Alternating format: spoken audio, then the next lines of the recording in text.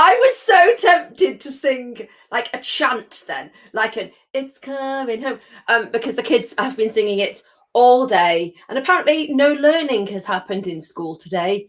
We've just been chanting "It's coming home." Anyway, hello, happy Wednesday. Am I streaming in the right places? Yeah, let's go for it. Happy Wednesday. It's a Wednesday, and I'm back. I'm celebrating my own arrival. You don't need to do it. I'm here and I'm chatting to a distiller, and I'm super, super happy. And pre-football, we're going strong. We're not messing around. We're not watering it down. We're not going liqueur. We're going Navy, baby. And this has been on my to-do list, both drinking it and talking about it for weeks, ages and ages and ages. And this, look, posh bottle with swing tag and everything. Oh, look, it's so hard to a see-through bottle. Little award-winning Navy, still 20% off. We've got 3 left. I'm going to tell Tabitha. Let me tell her. Haven't we? Haven't we? Yes, We've got 3 left. Yes, you do. You've got 3 left. Yes. Tina's watching. Hello, Tina. Tina is also going to be having a lovely little beverage with us this evening because she got in there. She got in there quickly and got one of those 20. She did. Yes. Like, I love how you know. Like, I remember. Are we pouring a gin and tonic there, Phil? What are we doing? Sorry, well, you're talking about it, so what's the point of not? Well, fine. If we're just cracking on, are we having right? What are we doing? Are we doing Navy or original? So we started with an original strength gin. We have both here to enjoy. So there we go. And I've lost my little bit of mint. Here we go. Hello. A bit of mint on top there. See. Now, one thing we finally have is look at this. Look at this. Some mint. There, look yes. There. Oh, great tub. They got that. So I can pop a bit of mint in. Right. Tell us about this gin then. Should we go? Let's go original first. Is the Navy the original version? You know. It is. There are some slight variations. So I've adjusted some of the botanicals just to let the 58% sort of alcohol level work in the way that I think it tastes best. But no, so the original gin we began thinking about it back in 2016. We began practicing sort of creating it and testing it on friends and family throughout 17 and 2018 before we launched it on the world in November 2018. And friends and family, all of a sudden, because I know you're in a beautiful part of Scotland, a little bit remote, did all of your friends and family all of a sudden turn up? Like much closer, everybody's very available. Yes, I can come round. We'll have that. Well, initially we were sending out hundreds of mini samples of various batches. Yeah. So we tested them. We tested them to kind of gin oblivion until eventually they began to say, "Stop sending the gin. We like it." So that's how that got to. And then what we did is in the May of 2018 we did a soft launch. So we invited friends and family here. And great friends helped us put together a wee party, food and whatever, and we launched the gin there, very much amongst our friends and family because it was their inspiration that kind of had been driving us on, and we felt that in the May of 2018 we had a gin that might succeed. So we then worked a bit harder to finalise the bottle structure, sales technique, all the licensing and qualifications and all the rest of it. Working out to love HMRC. Yeah, and then working out how to make enough of it so that you actually stick it in the bottles. And then life changed. It was like D-Day at the end of November 2018. We went live online, and here we are now. I'm looking about 50 years older. I think Tabitha's looking younger, but there we go. Phil, we can currently only see half of your face, and the half of your face I can see. I have a face for radio, so frankly, yes, Dolly, yes. Sorry. Anyway, yeah, so yeah, face for radio, to be frank. But there we go. Anyway, yeah. So here you go. It's the football. Well, this is Scotland, so I know. I did say it's going to be very exciting for so many people. But anyway, well, here's all the best to England. Yes. Cheers. Good night. Single or double? Oh, double. Sorry. That'd be daft. Can I just say, I love how you called it. Oh, like a do not spill cake. Oh my God, this is a big one. I love how you called it a soft launch because that will make the taxman very happy. We did it soft launch, aka barbecue at Pentland Hills place. That's what it really was. We had 40 Big people on. here, and we basically held it in what used to be called just my office, 7x5 meter wood shed down the bottom, which suddenly got cleared and managed to get 40 people in, and we kind of showed people the inspiration for the bottle. So Yes, tell us about Kate. If you look through the bottle, you kind of get a 3D view.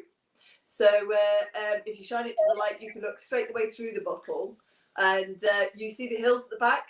That is the view down the glen from the office. I have never noticed that. We love a see-through bottle. So the dog, Panda, is it Panda? Panzer. He's sleeping just in front of us. He's sleeping just over there. Well, kind of. The monster's woken up. So the bottle just represents Panzer in his favourite pose, staring up at the hill, indicating that that's where we should be. Off. So for the Navy strength, same bottle, stronger spirit. We've gone from a 40. Are we on a 40? Yes. 40 to a 58. So tell us about the flavour profile in this one. In your original, do we call it original? Do we call it signature? Do we call it classic? Original. We call it the original. We call it the original. So it comprises 9 botanicals. It's distilled really simply in a standard copper still called Amy. Now I'm retired RAF, so all of my stills have got an aeronautical theme. Okay. So our first still was called Douglas.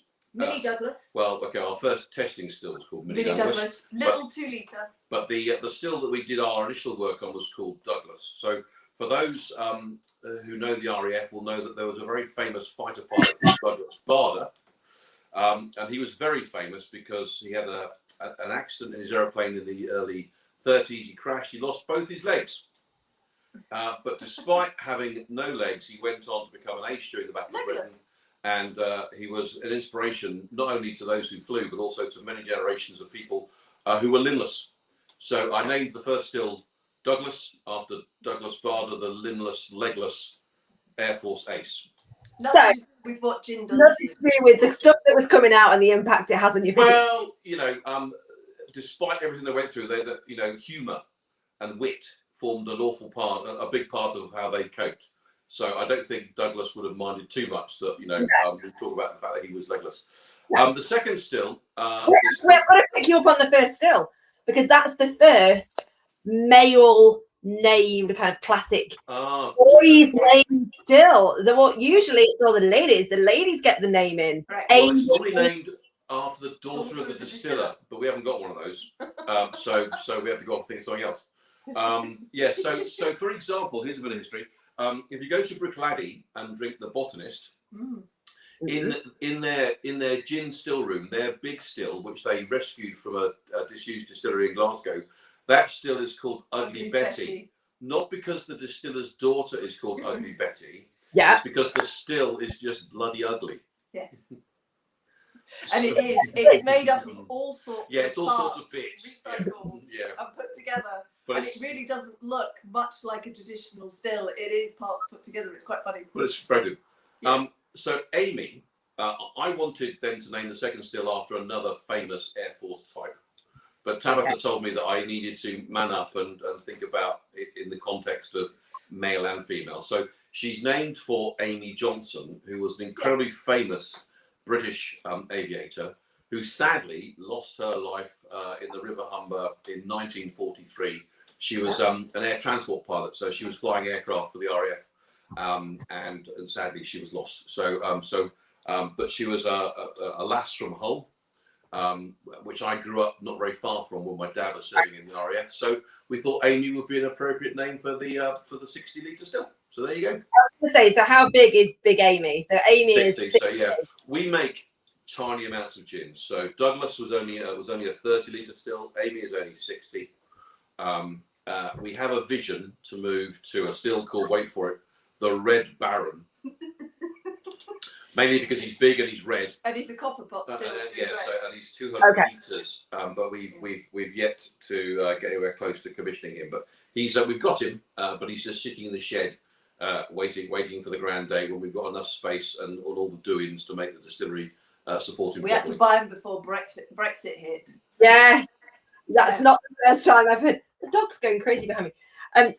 So big Red Baron. Red Baron, is that what you said? Yeah. Big Yes. Yeah. Well, the Red Baron was a famous German fighter pilot ace from the First World War.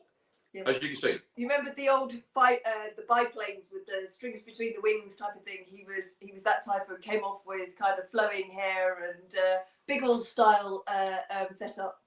Yeah, so okay. We'll leave that, shall we? Is he going to do a lot more than Amy? Can he? Is it the same? It's still a copper pot still, right? So it's still the same method. Yes. Still with volume. So much bigger. Yeah. So it's a transformation in terms of how much gin we produce, but we're not about volume. We never have been.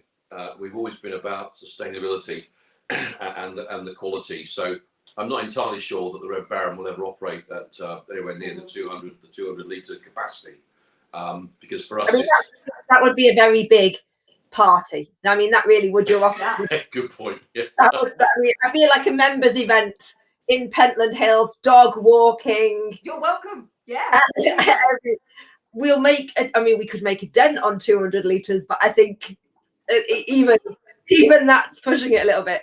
So tell us about the sustainable thing, because this is really, really important to you and really good to read. When you read your stuff, your leaflets, the things that come through, it's very clear that you're bothered by it. So tell me how it works and tell me why you're bothered, because I'm always interested in, like, what is it that's made you go, hey, send your bottle back, we'll refill it and we'll take a tenner off the price. Is that right? Have I got that the right way around? Yes. It's a passion for, we live, as you've already said, in a most stunning part of Scotland, the Pentland Hills. We're in the western end where the hills begin to roll out. And the land around us is governed by, open pasture, rolling moorland, woodland, flowing waters. So it's lovely. So when we set out to do this, we wanted to make our gin stand out in that we'd always be very proud of the way that we delivered it. So first up, it had to be a gin that people really liked, because there are fantastic gins out there. And the competition is brilliant, and we love our fellow gin distillers. But then we set about saying, well, how can we do it and have as little an impact upon the environment as we can?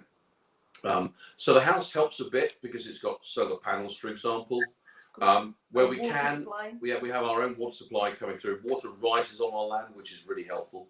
Where we can, we grow some of the, but certainly not all of the botanicals, because one of our most interesting ingredients is the cocoa nibs. And I don't think anyone's growing cocoa in Scotland just yet. So what we can grow, we do. But then the big turn of the handle came about with making the bottle and the gin service as sustainable as possible. So the reason that we etch the bottles, and Tabitha does all the etching, and it's all done here, is it prevents the bottles from having to be labelled, which means that customers can have them at the bottom of that bottle. Amy, if you look at the bottom of the bottle, Kate, sorry. I call me Amy. Amy, I'll make gin. Yeah, sorry. I do apologise. Yeah, the most important girls in my life are the ones that make gin. So look at the base of the bottle. Lid on. The base of the bottle. Yeah. And you'll see there's a number. Yeah, I feel like I'm going to secret code, some sort of crystal maze activity. No, that's all right. So so every customer has their own bottle with its own number. 152. Have I won a prize? No. Not yet. Not yet. You might do. So with your unique number, your own etched bottle, we provide it to you in a box. So when you finish drinking it, as I said to people, you don't chuck it in the bin. That would be a waste of all the wonderful artwork. You don't turn it into a lamp or shove LED lights inside it. You can either post it back to us, drop it off at the drop box at the front of the farm, or because we're now doing quite a few local farmers markets, people bring them back.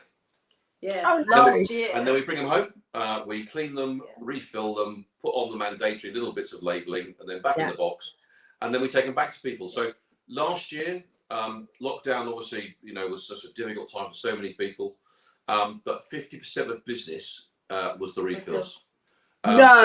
Yeah. Yes. So we began delivering. Yep. We started a little Absolutely. service whereby we drive out and drop them off. So we could do a doorstep service for people. Milk, orange juice, eggs, and gin. And gin. I'm not sure that's entirely healthy, but you know, Life essentials, lives. You can do a lot with that. yeah, and you know, we weren't sure whether it would fly. There's a good word. But folk got to really know us as part of the gin sort of the delivery piece. Liked the taste of the original, and it's allowed us to build up here locally quite a strong sort of user group of refillers. But we're still doing lots of refills. In fact, here's our story of the day. Last week, Oh yes. a great couple came to us. We met them 2 years ago, and they bought a bottle of our gin. They live in San Francisco, and as soon as lockdown was over for the Americans, in fact, they flew here, did 14 days in isolation in Dornoch.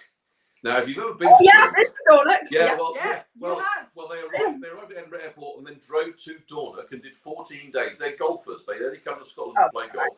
So they spent 14 days in their little house in Dornoch with an empty gin bottle. Which they put it in the hold. They brought it all the way back to San Francisco, and they came to see us last Thursday to get it refilled. And took away a few others as well. So and that's going to be the longest distance refill I have ever had now. That said, we have had a bottle go to Antarctica. And come back. Unfortunately, it didn't come back because we think the post office nobbled it. Well, we actually think Air Force. The Air Force wouldn't fly it. Logistics wouldn't fly it. Doesn't matter, but so we've had one go that far. But so we have lots of customers around the UK who use the refill service as well. You know, and actually, so we had 2 back today, just to give you an example. But the postman last year, you know, the post office, what a brilliant team. They love the bottles coming back because they carry them in. They recognise these boxes all the time. They arrive in the depot and they go, we know where that's going. Yeah. So you know, so the system has begun to work. So there are other refill systems out there, but there's nothing quite like the way what we do it. You know, and actually, when your bottle comes back, for every refill you have, you get a little scratch on the bottom of the bottle, so we can follow how much you're drinking, Kate. It's a joke. I was just going to say, so 2 things. I didn't know you did the etching. That's amazing. So are you an artist without sounding so fangirling all over you, Tabitha? Is that what you do? Is it in addition to the gin? Do you do art? No, I don't. So no, it was something I had to learn to do. We used to use a lovely lady down in Sheffield, but with COVID we couldn't travel.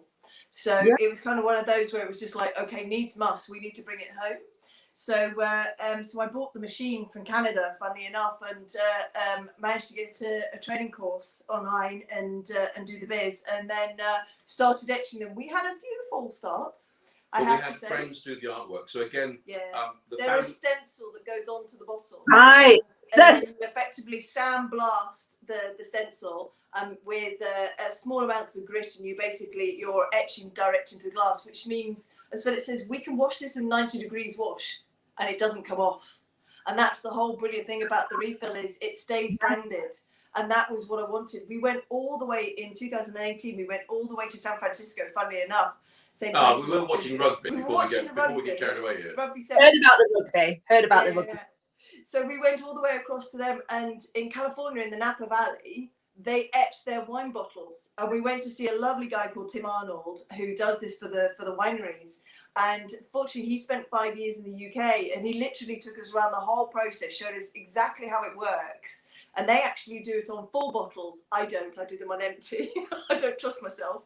But he does them on full bottles, and he basically said you can get companies in the UK to do it. But we really struggled. We only found 1 or 2 that would do it. But once we kind of decided to bring it home and kind of zero the carbon footprint on it and do it effectively in the back garden, it just became a no-brainer that we could do more and we could etch our own. And then this basically became self-sustaining. We weren't a single point of failure. Yeah, I also do the glasses as well. So these are our new, these are our new stemless martini glasses. Let me put it down.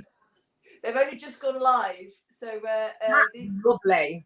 Yeah, these are very tactile. I love them because I've got arthritis in my hand, so I find gripping a stem quite difficult now. So so I now use these, which are the stemless martini glasses. You can never pull a gin and tonic out of Tabitha's hand, I can tell you, except when it's No, empty. no, yeah. She hasn't lost a grip, so when it's in, you can't get it away. On top of that, part of me wish you'd said you sit there. There is no stencil. You sit there for hours on end with a small pencil, scraping away through the No, actual- well, no. I mean, we are now close to our 3,000th bottle in circulation. Yeah. So yeah, that would just be too much. So initially, however, it was done by hand. It was. We have a great friend who's a very good artist, and she did the first development bottles, of which there are only about 30. Right. In fact, there must be 40 because of that party. But Yeah. so there are a few very rare hand etched ones, but the rest are now, all done here. Yeah. So with this reference number at the bottom, 2043. Do you know which number bottle is with which customer? Oh yes. Oh my God! So you're like the gin tracking system. No. We are fully GDPR compliant. Yeah. So. No, all we do is we just register their name and their email address. So should they ever send the bottle back, I can send a note to them to turn around and say, "Did you want a refill?" Yes. So the idea is that these little swing tags have the details of how to do it, to go to our website and order their refill. And you literally just go online, order your refill, pop it in the post, it comes to us, we process it, and then we send it back to you. There's even a little bit of poetry on there from Phil. There you go. I wrote a little poem. Yeah. Oh yes, I read this, and okay, wait. I'm going to read it. Refill and sustain our environment. We hope you've enjoyed our gin at your leisure. To make Pentland Hills is our great pleasure. Now, don't put the bottle in the bin. Send it back to us and we'll refill it with gin. More's the point, we're really nice. We'll take a tenner off the price. I thought it was really good. I have read that before. Yeah, because the idea is that Kate, once this is your bottle, it's your bottle. So when you send it back, the only thing you're paying for is gin and postage. So you don't pay for any of the other branding. You don't pay for refill, basically creating a whole new bottle. You just pay for the liquid that just goes in this bottle. And that was the whole point of the kind of refill service and the £10 off, because it's your bottle. And I had a number of customers say to me, "So 3 refills and I've effectively paid for my bottle." I said, "Yeah, and then my gin's free." And I went, "Not quite." Not quite. So do you know how many times have you had one bottle that's come back 3 or 4 times? More. We have a few more. Yeah, we can tell. We have one favourite customer who knows us very well, and I'm actually running out of space on the bottom of his bottle for the stripe marks. Oh my God! But he's been with us since the start. So yeah, we'll just have to work out where to put them. It'll make them thinner. Start doing laps around the neck of the bottles. It's like of a tree, on the top there. Make it a stylish thing. Can I just say, mint with this is delicious, isn't it? It just goes woo, gives it that extra bit. So what's the botanicals? You've only told us about the cocoa nibs, which we know. Yes, so juniper by is the greatest part of the load. Coriander, which expresses itself expresses itself with a slightly lemon hint. There is cardamom. We also have there we go. Here's angelica, which provides a slight earthiness. Pink pepper, which gives a slight astringency. We use the cocoa nibs, the orange, and the mint, and we also use orris root. For those who are in the know, orris is a fantastic combiner and sustainer of flavors. It was actually used very much in the perfume industry to, I think Chanel used it to ensure the intensity of the perfume. It was a combiner. Yeah, continued. So 9 botanicals in the original gin, but the way it works, we double distill. So the first distillation takes place, and then a day or so later, I redistill again with the slightly reduced load.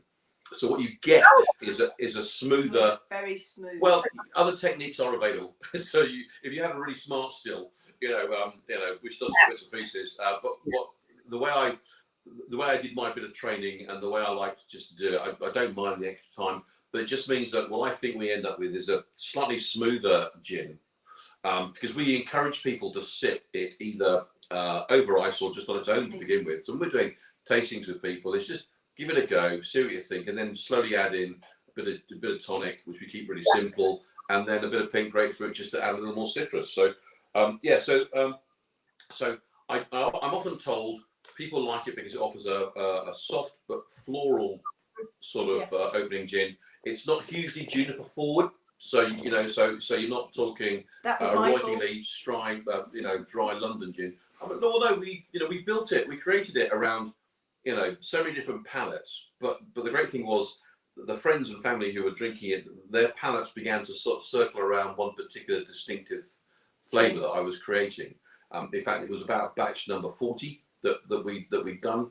And the trouble is, actually started taking the botanicals out. Yeah, everyone was being too nice. Every time I set the loads out, people kept saying, "Oh, that's lovely, that's lovely." And I kept thinking, I need a bit more of constructive feedback. So I began removing ingredients until people started to say, "What have you done with that?" And then eventually we went back to the profile that was working quite well. So that's it. Yeah. So that's lots of trial and error. But the great thing is the taste has sustained itself. The original gin still remains really, really popular. Yeah. And it's won a few prizes, so for which we're enormous. And given how small we are, hey, why not? Yeah. And this year we won not only the silver for the Navy, but we also won the Gin Guide's Environmental and Sustainability Distillers Award. Yes, for our refill service, which we were stunned, as in the size of us and up against the big boys. It was kind of like, wow. That was just we were chuffed, absolutely chuffed. Couldn't believe it. And with this Navy strand, so there's 3 left, and somebody's just bought something, and I think that's this, so there might be 2 left. For a Navy strand, it's still incredibly smooth and round, isn't it? You don't go. Try this now. Yes. So I like how you say, "I'm going to try this," like you've never tried it before. Drink it. It's like my kids say, "Can I try that chocolate?" I mean, you mean eat it, don't you? Yes, we do. So there is a bit of history to the Navy gin. Again, I hark back to my rather veteran-y background. So when I began working on it last year, I was mulling over. I'm retired RAF, but a lot of my family served in the Navy. So my grandfather, my paternal grandfather, was lost at sea on board his destroyer during the Second World War in 1942. Wow. So he and his ship were sunk at the Battle of the Java Sea, and sadly, he was one of the crew of 190 who did not survive. Only 70 did. So he was lost. So his ship was called HMS Electra. Right. And so I decided Which is the emblem, Kate, that you see on the front here. So the actual emblem of the HMS Electra is a bit more red and a bit more gory and scary. So we modernised it and made it blue for Navy. But that is the Electra's emblem. Yes. So we sort of crafted it in honour of him and all who served in the Navy. So we donated a little bit of money from every bottle sold to the Royal Navy Benevolent Fund. Last year we sold calendars. So we donated to the RAF Benevolent Fund as part of that. Wait a second, Phil, let me stop you there. When you say calendars, my mind goes crazy. Now, have you got a top on in this calendar, or is this a photo? Or the dogs are naked in it. So this was the Scottish Gin Dog calendar. So this is sponsored by the Scottish Gin Dog himself, who's asleep over there, Panzer Boy, because he now has his own Instagram account, Scottish Gin Dog. No. And all of his friends from a number of distilleries, so 10 or 11 distilleries across Scotland. So it was called the Scottish Gin Dogs calendar. Okay, so that's much more classy and sophisticated. No offense, Phil, than the topless calendar. It's not just a face for radio, mate. It's a body definitely for radio. Okay, all right, okay, yep. So that's a really nice story. So, and this won silver at the LSC, didn't it? The London Spirit. It did. We were again quietly kind of, oh my god. I love it when she's always really surprised when I do anything right. but I think that's just a male-female husband and wife thing. Yeah, it totally is. We create so little gin. It was just what in fact was. We go into these thinking that we're never going to win anything. So whenever it comes out as a bonus, so the original won 3 bronze awards and a Great Taste Award. So we kind of went, oh, okay, that's really nice. So when the London Spirits competition, World Spirits competition came back and gave us a silver, it was kind of like, oh my god. Oh my God. You're gonna have to start going into this feeling a bit like, yeah, Phil's making some good stuff. I'm etching some bottles that have legacy here. We're gonna win. Tina's just said a neat sip is lovely, fresh start and a lovely warming build up and finish. Agreed. No, there you go. Yeah, So, I tend to find that the navy, because it's still got the chocolate in it, it generally tends to taste a little bit more caramelized versus just a sweetness, and it brings out just I just think the navy strength brings out with the alcohol just a slightly different tasting profile to the original. The botanicals just present in a slightly different way. I agree. And when you said to me, it did make me laugh when you said in your email, you know, what do you think? Do you think members will like a navy? Will they want a navy? Because yes, and yes. The answer is very clearly a yes. We know what you're for, and we know what's coming. Yes, thank you very much. We'll take that. It makes a great gin and tonic, but where I think it works brilliantly is in the cocktail arena. As a martini, and you have to be quite careful with the amount of gin you use. The 3-to-1 kind of standard norm with a regular alcohol gin is too much. But if you get the balance right, I think it's just really, you know, just the sweetness of the slight caramelization with a very dry vermouth. Just, you know, what we do is we just peel off little bits of lemon. So you've got the zest and a bit of the oil, and then just let it dribble down into the martini, and really quite nice. Really. I'll be honest, I've never found the word dribble like sexy, but I was really listening to you then. And I was like, yeah, I'm with you. I think the calendar thing has thrown me. I think the football, I'm getting all excited. Oh dear. So what's next? You know, this was last year. This was you putting your heels together during COVID. What should we make? I know, let's make an award-winning navy. I mean, what's going on? Anything? Oh, yeah. So there's a thought for autumn time. I love doing things that the family love doing. So Tabitha is a qualified firework maniac, but but she's actually properly qualified. But she qualified pyrotechnic. So she did training with the Edinburgh Firework Company, and so I won't tell you where they're stored because they're far too close to home. But so at New Year's time, Tabitha loads the field, our forward field, with fireworks. And then she blows up South Lanarkshire. Family. Yeah, so we have a big fireworks display. So although not last year. I'm just working on what I think we're going to call the firework gin. So the same principles will apply with the same extra bottles. The artwork on the neck will be slightly different, and around where the navy signage is. And the plan is to create something. Yeah. So it's going to be called Firework, I think, in honor of she who blows up places. And I'm going to create a kind of. I'm just working on some of the bits now. Just something that's got a slightly warmer feel to it. You know, maybe using a bit of cinnamon. I mean, the chocolate and the orange that are in the gin already.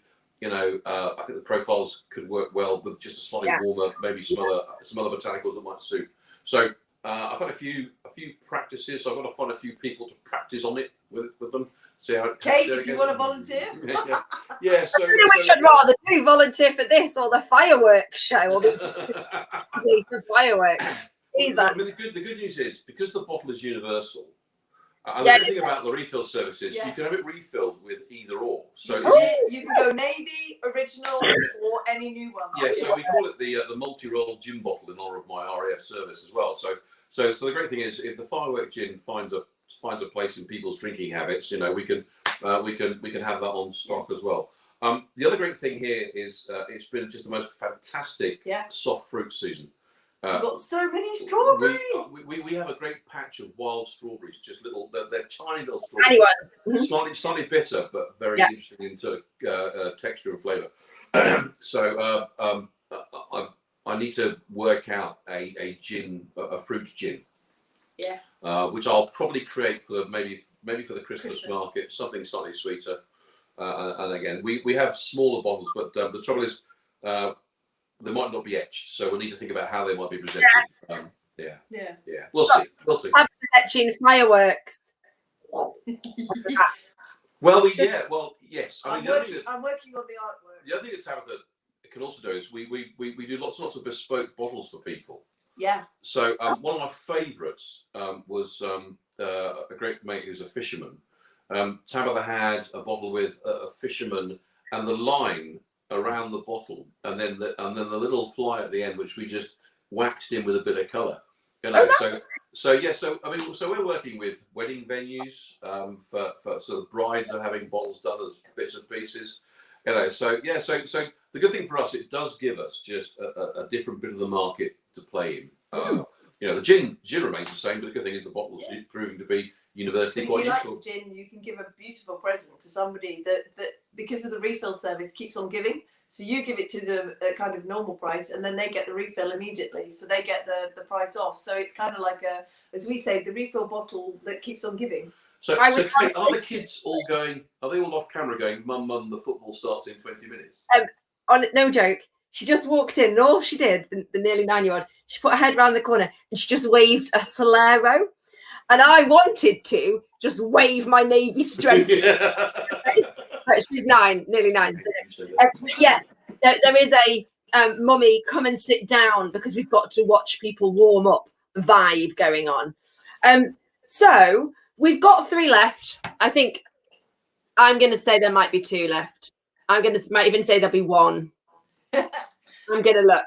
I'm going to figure it out. You'll know either way in a few minutes. We'll keep our eyes out for the firework. Who knew, Tabitha, with addition to your beautiful art, you had an obsession with blowing things up? Who would have guessed? In the Pentland Hills, just beautiful scenery, sat having a barbecue. Boom, boom, boom. Yep. That's you. And at New Year's, the acoustics down the Glen are awesome. I bet they are. Yeah, get a little bit of either Queen or 1812 Overture going, and we just wake up the whole Glen. It's awesome. Oh my God. I love it. Right, well. Yeah, no one there. Are you watching the footy? You've said you're more rugby, but you're going to do it. Oh yeah. I'm definitely more rugby, but Philip's at football. So, well, I'm a rugby player. Well, I was. But I think sport at a professional level is always worth a look. And, I'm a tennis player, so Wimbledon is just the bee's knees. It's just awesome. Did you see Federer go out today? No, I haven't. Time has he gone? I haven't made time to watch any of it. But my family, my mum and my dad, and all Tennessee, and I am the frustrated tennis player. I played badminton for ever since I was 8, and every single summer, my mum says, "Kate, you're naturally good at tennis. You should come play tennis." And I go, "Yes, Mum, but I'm drinking a gin and tonic and having a barbecue. So one day I will." I think you fit right in here. I know. When we're back up in that van, when we're back up, we will. We absolutely fell in love with Scotland and the Highlands, and yeah, it is very picturesque, I have to say. Did I hear you say that you were up at Ullapool quite recently? Yeah, we started in Dundalk and then we went round Thurso and then Sands Bay and then down, and we only did a brief stop in Liverpool. We broke down at the top of a hill, a mountain on one side and a lock in front of us. And true story, if we hadn't have pulled over to check the sound, we would have lost a wheel and died in the lock. No joke. We would have been with the kids and the dogs. We would have done it. We pulled over to a beautiful, picturesque, but not very big viewing spot on the NC 500, and mountain, or valley, kind of valley edge, and lock in front of you.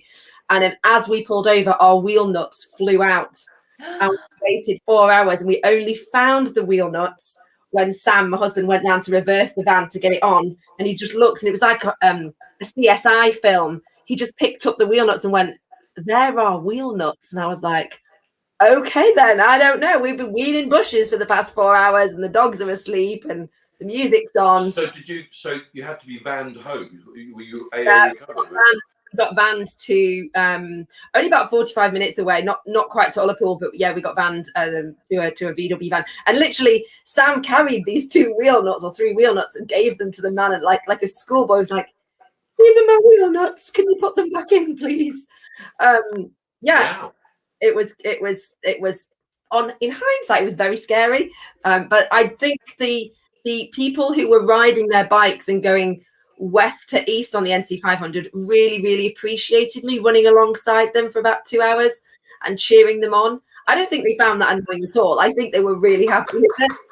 I think it was great. The woman who sat at the side drinking tea with a 7-year-old pretending to do sprint laps as they're sweating on their bikes going up the hill. That is one of the hardest areas for them to cycle too. Yeah, and it was quite evident because I saw them coming from the very bottom where the lock is, right, or the Lockney, right up the top. So, yeah.